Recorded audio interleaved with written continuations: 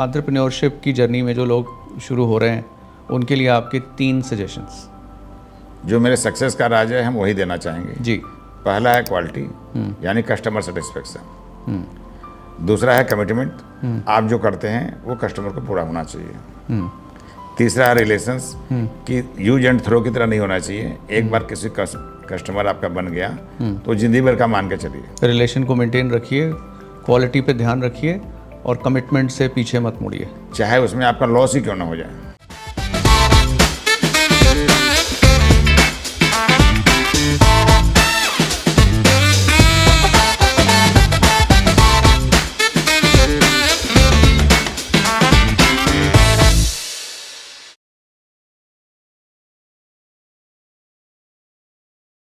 Hello and welcome to this new episode of the startup cafe podcast. I am your host Shrivant.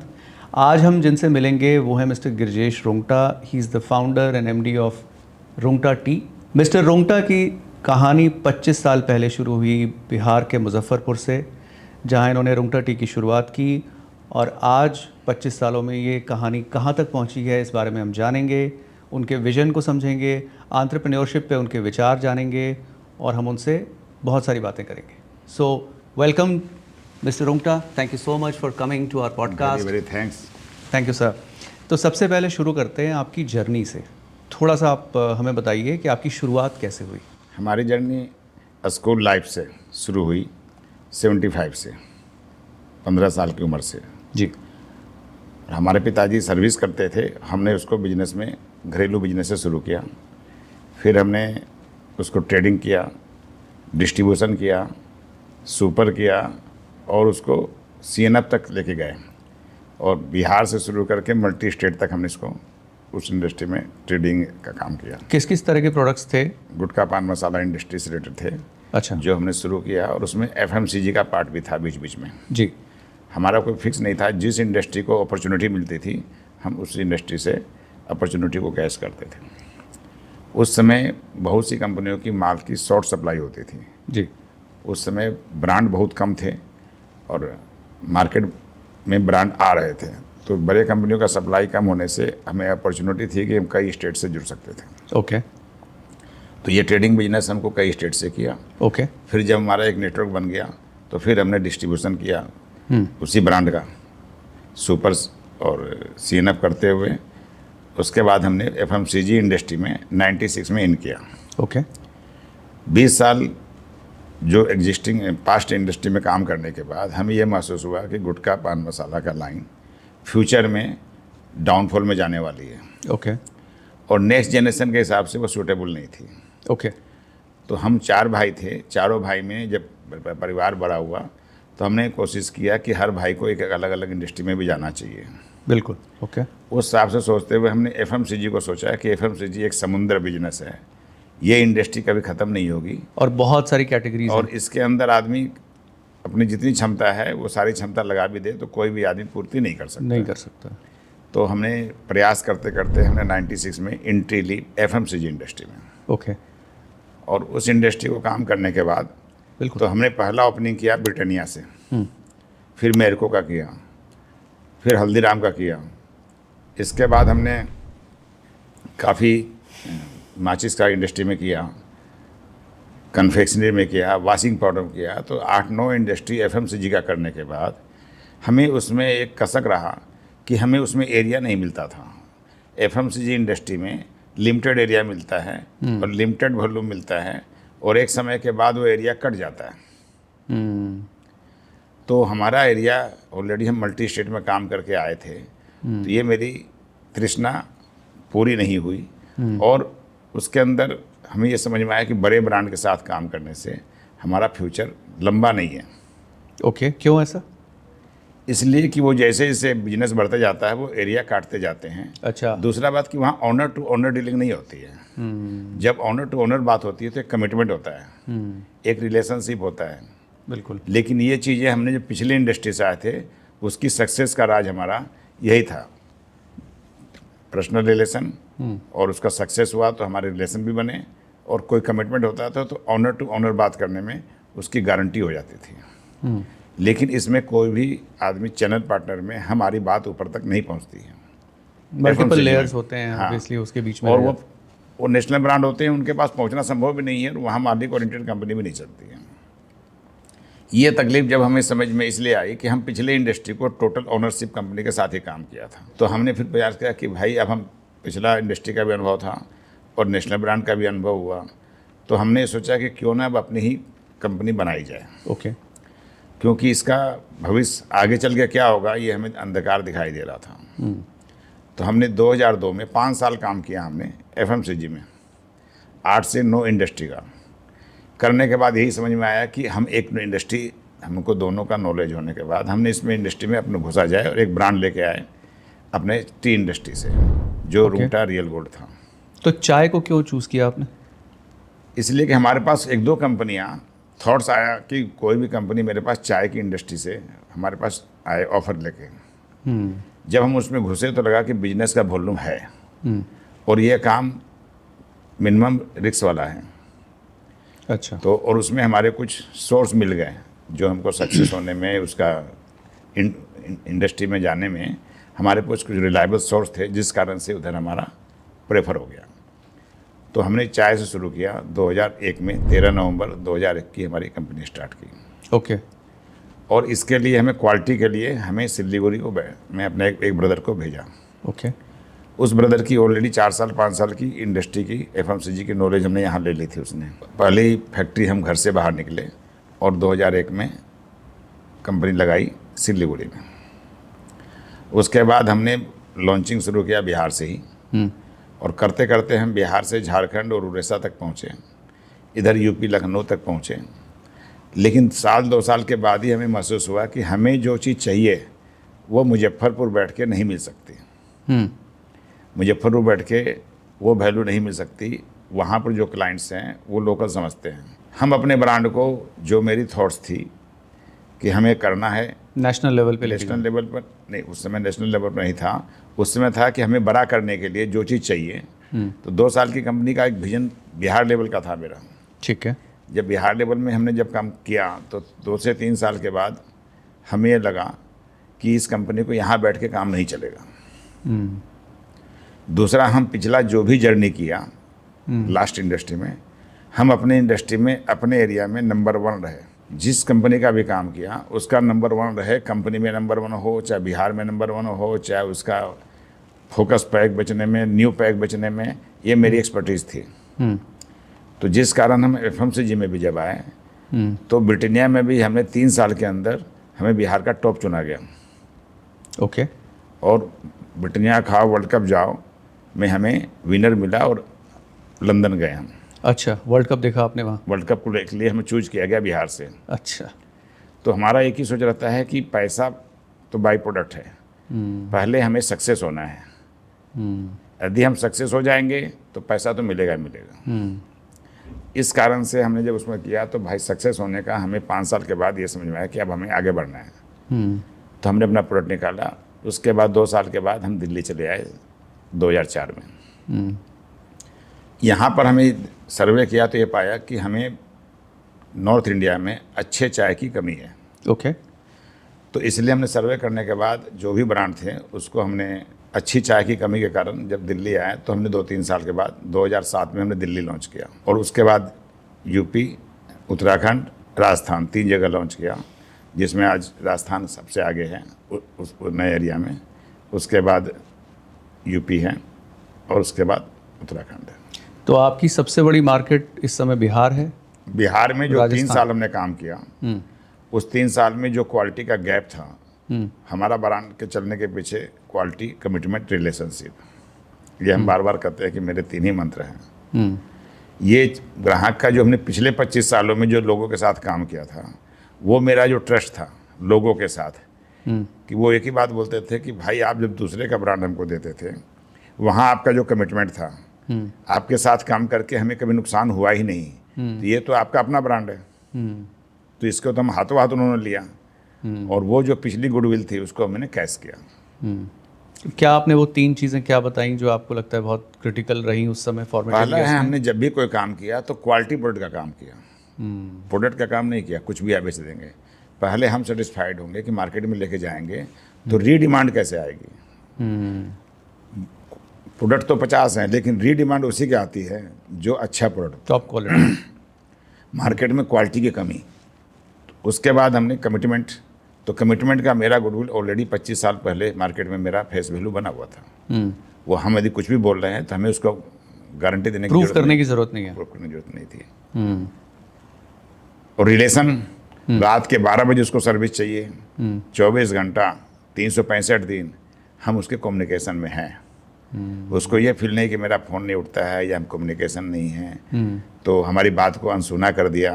Generally लोग जब चलने लगते हैं, ऊपर जाते हैं, तो लोग छांटने लगते हैं। तो आपको सिस्टम बनाना है, हमने सिस्टम बनाया, एसओपी बनाया कि भाई किसी भी आदमी को दिक्कत आएगी, उसका रास्ता क्या है। तो उसके रिलेशनशिप को सिस्टम बनाया कि उनको कोई दिक्कत नहीं आई, हम आगे चले जाएं तो पीछे वाला मेरा डाउन नहीं होना चाहिए। तो एक बात बताइए कि जब आप CNF थे या डिस्ट्रीब्यूटर थे और जब आप बड़े ब्रांड्स के प्रोडक्ट बेचते थे, तो उस समय जो आपके लिए क्रिटिकल था वो तो सेल्स एंड मार्केटिंग और अवेलेबिलिटी थी कि आपको अवेलेबल रहना है अपने पार्टनर्स के लिए। लेकिन जब आपने ये एंटरप्रेन्योरियल जर्नी शुरू की तब तो गेम पूरा चेंज हो गया। अब तो प्रोडक्ट बनाना, उसकी पैकेजिंग, उसको पहुंचाना, वो हर चीज़ आपकी जिम्मेदारी बन गई। तो कितना डिफ़िकल्ट था ये ट्रांजिशन आपके लिए? मेरा एरिया सेल्स एंड मार्केटिंग को करके आए थे जी account finance part of business है जी। सिर्फ सेल्स टीम बनाना और नेटवर्क अपने ब्रांड में कन्वर्ट करना। तो नेटवर्क एग्जिस्टिंग ब्रांड का था, वहीं से हमें ट्रस्ट था कि हम जाएंगे तो कोई हमें स्कोप मिल जाएगा। वो मेरे को मिल गया। और जहाँ नहीं था वहाँ हमने बना लिया। How about product development? वो भी तो आपने क्वालिटी प्रोडक्ट डेवलप किया। उसके लिए हमने जो इसमें टेस्टर होते हैं जी, तो हमने टेस्टर को रखा जो उस समय टॉप का था, जिसके ब्रांड कभी जिस मार्केट में गए थे ऑलरेडी सक्सेस थे। ओके। तो हमें जब स्टार्ट किया था तब हमें नहीं मालूम था कि इसकी क्वालिटी की गारंटी कैसे दे सकते हैं जी। लेकिन जब हम वहाँ गए तब ये हमारी इंडस्ट्री शुरू कर दी, सारा कुछ पैकेजिंग और ब्रांड बना लिया। तब किसी ने टोका कि तुम्हारा टेस्टर कौन है, ओके। या क्वालिटी का बैकग्राउंड क्या है। हाँ, मतलब कोई तो रक्षक होना चाहिए जो तो वो चीज़ें हमें, जिस आदमी ने उस समय टॉप में था उस आदमी को, मेरे जैसे आदमी को खोज रहा था कि जो ब्रांड को मार्केटिंग माइंडेड कंपनी हो। और आज उस चीज़ को जो हमने टेस्टिंग को करके सारा चीज़ को जो प्रोडक्ट को मार्केट में डाला तो हर आदमी ने हाथों हाथ लिया और हमारी उम्मीद से 10 गुना रिजल्ट मिला, जिसके कारण हम 2 साल में ही मेरा माइंडसेट चेंज हो गया कि अब मुजफ्फरपुर नहीं बैठना है। और हमें यहाँ पर जितनी तेज़ी से रिक्वायरमेंट निकल के आई, टीम की, इंफ्रास्ट्रक्चर की, डेवलपमेंट की, ब्रांडिंग की, या कोई भी R&D की, वो कंसल्टेंट्स की, इसके लिए हमें दिल्ली आते थे तो वहाँ पर कि यहीं पर ऑफिस खोला जाए। हमने फिर दिल्ली ऑफिस 2005 में खोल दिया। तो इनिशियल जो ग्रोथ मिली आपको, बहुत रैपिड ग्रोथ मिली जिससे आपका माइंडसेट चेंज हुआ। Okay. Due to quality, commitment, relationship. जो आपने ऑलरेडी एक पाइपलाइंस अपनी बना रखी थी और जो आपने अपने बिजनेस के बेसिक्स ऑलरेडी डिफाइन कर रखे थे, उसके ऊपर आपने एक नया प्रोडक्ट बेस कर दिया और इनिशियल रिस्पांस के बाद आप उसको एक्सपैंड करने के लिए यहाँ आ गए। राइट। अच्छा, एक बार फिर से मैं ये सवाल आपसे दोबारा एक बार पूछना चाहता हूँ कि चाय को ही चुनने का क्या रीज़न था? Is it because shelf life ज़्यादा है, it's relatively easier to manage, या आप ऑलरेडी जितने प्रोडक्ट्स कर रहे थे उसमें चाय पे आपका ज़्यादा फोकस शुरू से था? हमने ऐसा कुछ चूज नहीं किया था कि क्या करें। हमें कुछ लगा कि 1-2 अपॉर्चुनिटी समझ में आई कि एक आदमी हमें चाय का काम देने आया जी। और इसके अलावा उस इंडस्ट्री के बारे में हम सर्वे किया कि आसपास की इंडस्ट्री थी, बगल में सिल्लीगुड़ी है, हमारे जो व्यापारी थे वो काम कर रहे थे, कुछ लिंक थे। और चाय एक ऐसा चीज़ है जो 24 घंटा पिया जाता है और ये वॉल्यूम वाला आइटम था। बस इतना ही सोच के शुरू किया था।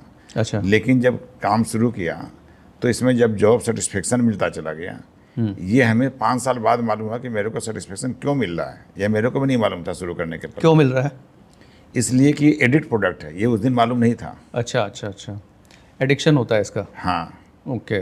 हम तो चाय है ठीक है पीना है पी लेते, उस समय तो हम भी एडिक्ट नहीं थे चाय के। हाँ। लेकिन जब लोग चाय, उसी चाय को क्यों मांगते हैं, ये एडिक्शन प्रोडक्ट है, तब हमने उसकी पूरी अंदर गए, तब हमें समझ में आया कि हमको सक्सेस होने के पीछे मेरी जो बैक हिस्ट्री थी वो एडिक्ट प्रोडक्ट की थी। अच्छा अच्छा अच्छा। जो गुटखा पान मसाला है। तो आपने कोरिलेट किया? नहीं कोड अटेंड किया, उसके कारण हमें मालूम हुआ कि ये लगता है कि ऐसा प्रोडक्ट मिल गया जिसमें मेहनत एक बार करो हाँ, और लॉन्ग टर्म में इसका प्रॉफिट मिलेगा। क्योंकि आप उसका फंडामेंटल पहले ही समझ Right. चुके थे। उसको बेचने का तरीका हमको पहले से मालूम था। जी जी। अच्छा, एक बात एक कॉमन ऑडियंस के पॉइंट ऑफ व्यू से मैं पूछ रहा हूँ, जैसे हम लोग घर में चाय पीते हैं, बाहर कहीं जाते हैं तो भी चाय पीते हैं, अलग अलग जगह जहाँ भी जाते हैं जनरली चाय सर्व होती है। हम कभी नहीं पूछते किसी से कि कौन सी चाय बन रही है, हमें पता नहीं चलता। बिस्किट सर्व होते हैं तो ब्रांड देख के समझ में आ जाता है कौन सा बिस्किट है, जी। उसमें हमारी चॉइस होती है, चॉइस नहीं भी होती है। चाय दिखने में दुनिया भर में सब चाय एक जैसी लगती है।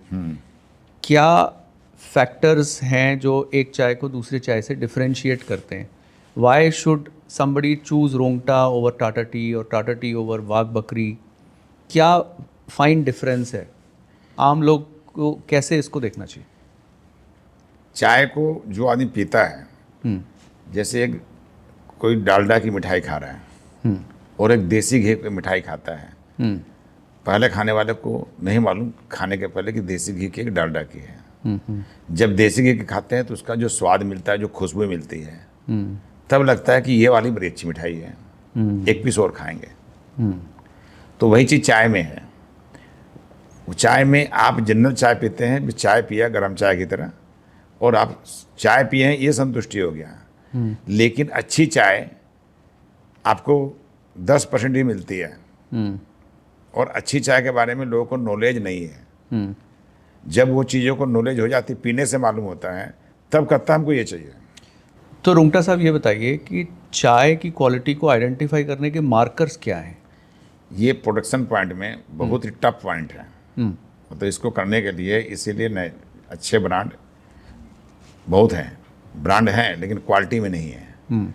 तो इसके लिए जो क्वालिटी है टेस्ट किया जाता है। 1000 कप में 10 से 15 कप केवल उसमें टेस्ट करके निकालना पड़ता है। अच्छा, वो आपको इन हाउस हमारे पास है, ओके। और हमारी फैमिली मेंबर इसके अंदर है।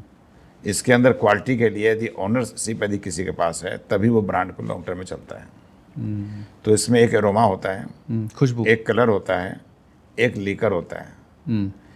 आप कब देखते ही अच्छी चाय जब बनाते हैं तो आपको ये मालूम हो जाएगा कि कलर देख के मन की इच्छा है, चाय अच्छी है।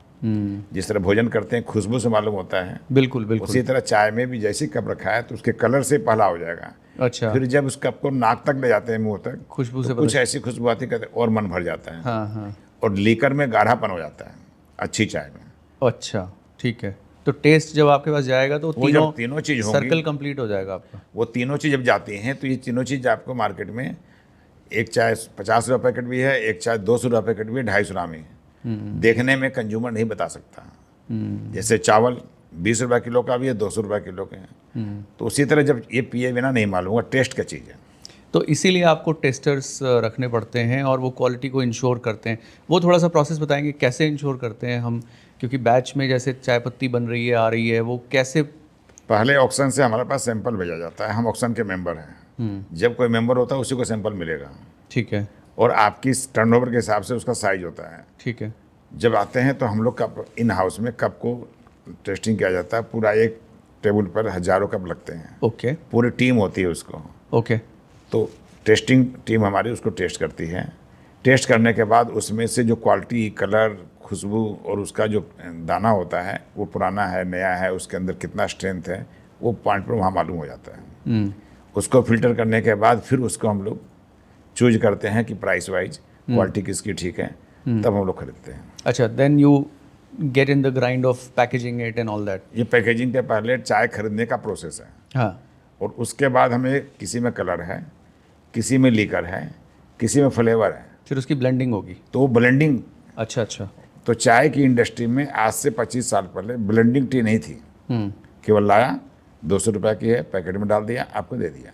ठीक है। ये 2000 के बाद प्रोसेस स्ट्रॉन्ग हुआ है। ओके, जहाँ पे अलग अलग चीज़ों को आप लेते हैं, उसको ब्लेंड करते हैं ताकि बेस्ट जब 12 महीना एक तरह की चाय मिलने के लिए ब्लेंडिंग का मेंटेन करना। अच्छा, क्योंकि किसी एक इंग्रेडिएंट को कम करना है, किसी को घटाना है, बढ़ाना है, तभी वो कंसिस्टेंट पूरे साल भर आपको टेस्ट मिलेगा। उसका परसेंटेज फिक्स है कि कलर कितना आना चाहिए, अच्छा, लीकर का कितना गाढ़ापन होना चाहिए। तो जब वो टेस्ट करते हैं तो उसकी मार्किंग होती है, 100 मार्क्स में कितना लीकर है, कितना कलर है। उस मार्किंग के हिसाब से क्या चीज़ मिलाने से कौन सी ब्रांड बनेंगे। आई सी। तो हमारे पास यदि 5-6 ब्रांड हैं, 6 ब्रांड का रैंकिंग अलग है। ओके। अच्छा ये बताइए कि इतने सालों से आप चाय की इंडस्ट्री से जुड़े हुए हैं, पहले एज ए डिस्ट्रीब्यूटर थे, फिर अब आप 25 साल से अपना ब्रांड बना रहे हैं।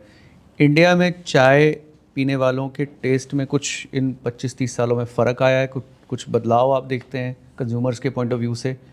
प्रेफरेंसेस कुछ चेंज हुई हैं? 2000 के बाद जी। पहले के जितने ब्रांड थे या तो बंद हो गए या ख़त्म हो रहे हैं। अच्छा, क्यों? इसलिए कि वो लोग क्वालिटी में नहीं थे, स्कीम के बल पर थे। ओके। पहले के कंज्यूमर, पहले लूज दुकानें होती थी, लाल डब्बे होते थे, चाय लिखा होता था। बिल्कुल।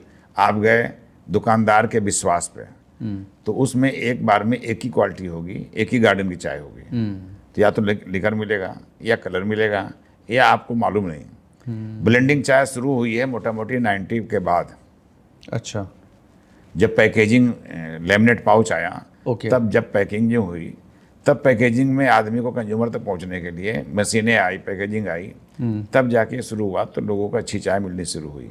जब अच्छी चाय मिलनी शुरू हुई तो वो ब्लेंडिंग के द्वारा ही मिल सकती है।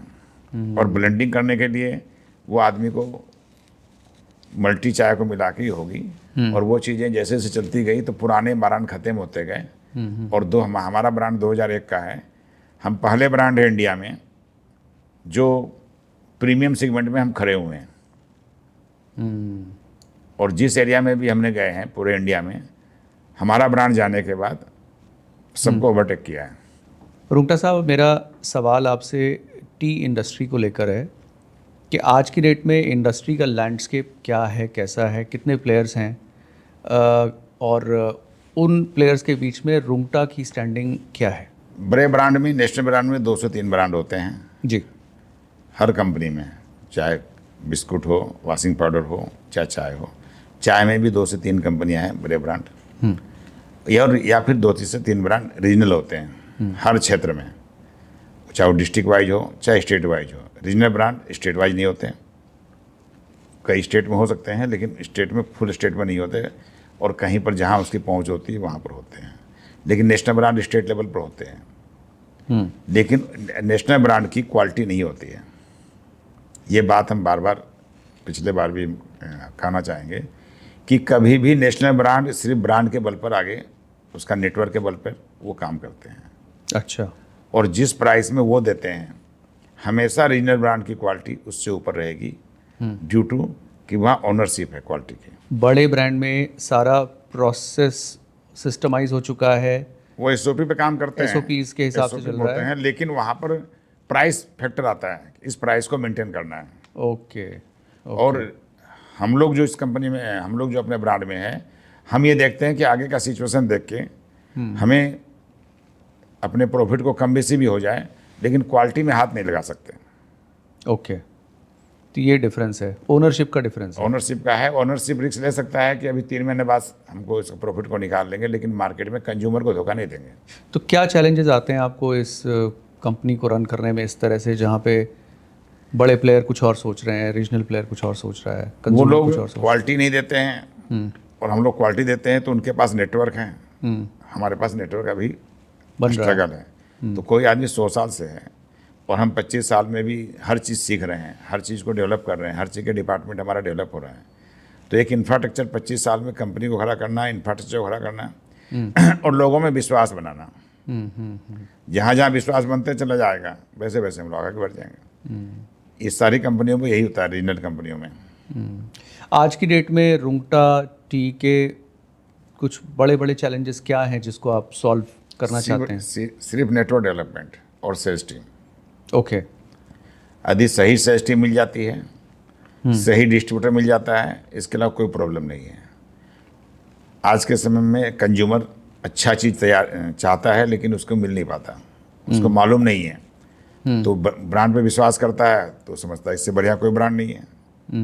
लेकिन जब रीजनल ब्रांड का कोई यूज करता है, तब उसको समझ में आता है कि हम तब तक अब आगे से वही करता है। रुंगटा साहब, अब मैं आपसे ये जानना चाहता हूँ कि रुंगटा टी जहाँ से एक हम्बल बिगिनिंग हुई, वहाँ से शुरू हुए, आप एक्सपैंड करके कई जगह पहुँच गए, काफ़ी रिलेशंस मार्केट में हैं। अब ग्रोथ की जर्नी कैसी लग रही है? अगले 5 से 10 साल में आप क्या विजन लेके चल जो रहे हैं? काम हमने 25 साल में किया है जी, वो आगे 2 साल में होगा। ओके, मोमेंटम बिल्ड हो गया। नेटवर्क, बिजनेस, इसलिए कि सारे इंफ्रास्ट्रक्चर हमारे जो स्ट्रगल पीरियड था वो ख़त्म हो गया। ओके, दूसरा, अब हम दिल्ली में भी हम लोग काम शुरू कर दिए हैं। तो दिल्ली होने के बाद काफ़ी चीज़ें हमें स्पीड बढ़ गई। अच्छा, दूसरा, हम लोग FMCG कंपनी की तरफ बढ़ रहे हैं। ओके। तो कुछ और भी प्रोडक्ट्स लॉन्च करने के बारे में सोच रहे हैं अपार्ट फ्रॉम ऑलरेडी टी? 5 साल हो गया माचिस किया है, ओके, सेफ्टी माचिस, ओके, पोहा, रस्क। अच्छा, तो कुछ उसमें स्ट्रगल आ रहे हैं, लेकिन 90% हम लोग उसको आगे इस साल ठीक हो जाएंगे।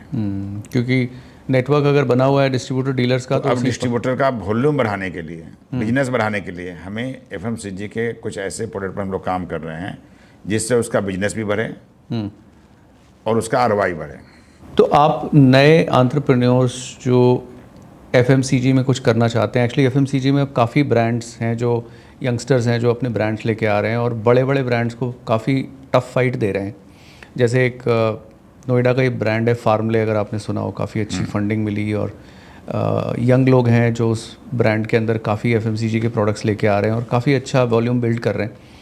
ऐसे लोग जो इस इंडस्ट्री में आना चाहते हैं, FMCG कंज्यूमर प्रोडक्ट्स की इंडस्ट्री में, और कुछ नया बिल्ड करना चाहते हैं, उनको आप क्या सजेशन देना चाहते हैं, क्या सलाह देना चाहते हैं? देखिए, जो 3 मंत्र हमारे हैं जी, कि कैसे कोई भी काम करें, आपकी टीम के साथ रिलेशनशिप ऊपर से नीचे तक आपको रखना पड़ेगा। क्योंकि रिलेशन, ओनरशिप को सबको अंदर डालना पड़ेगा। दूसरा है क्वालिटी। प्रोडक्ट निकालना बड़ी बात नहीं है।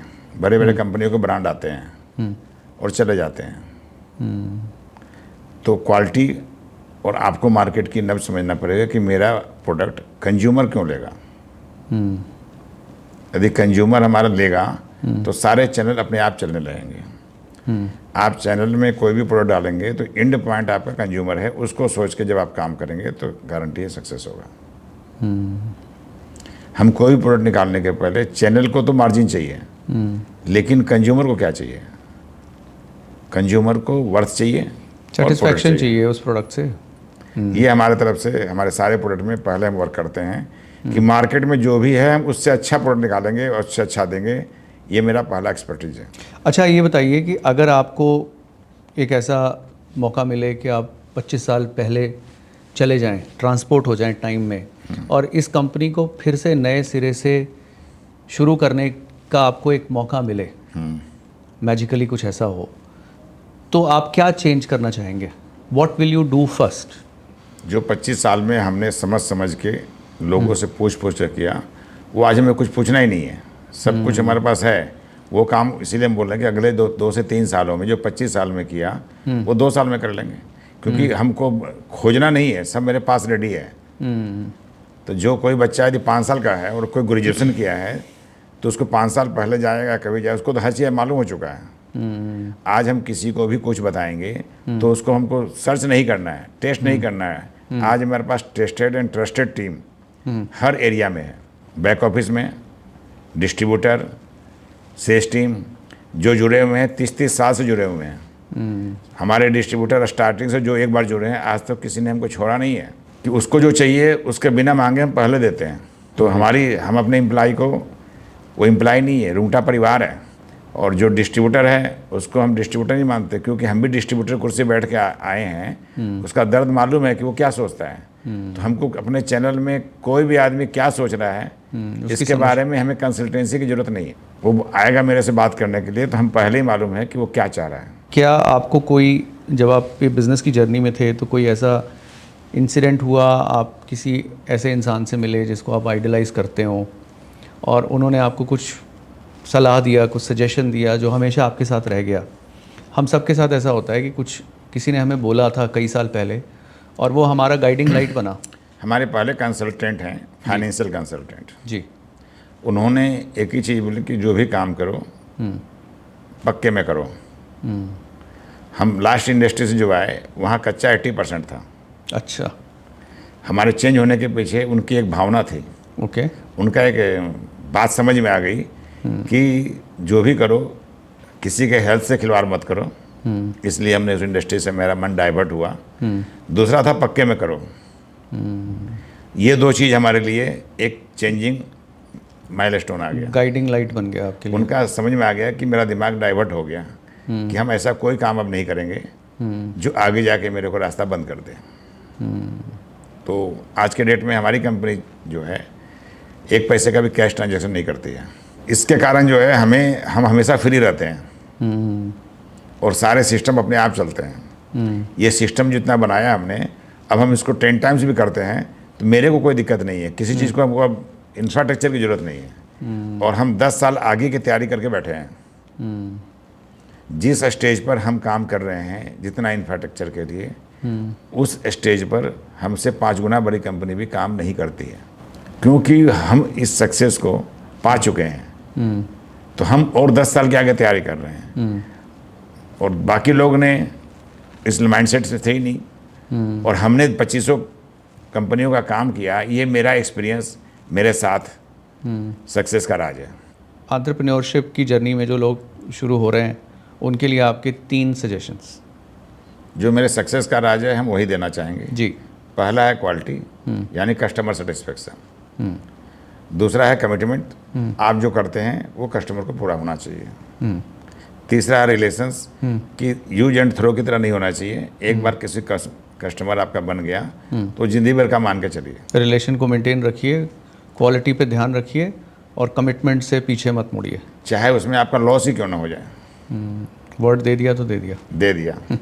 So great to learn so many things from you, Mr. Rungta. Thank you so much. It's a pleasure to meet you here. Very, very thanks. I wish great luck and best of the best for your brand. और हम फिर मिलेंगे और आपकी journey को समझेंगे कि इसको आप और कहाँ लेके जा रहे हैं। Thank you so much for coming. Okay, thanks.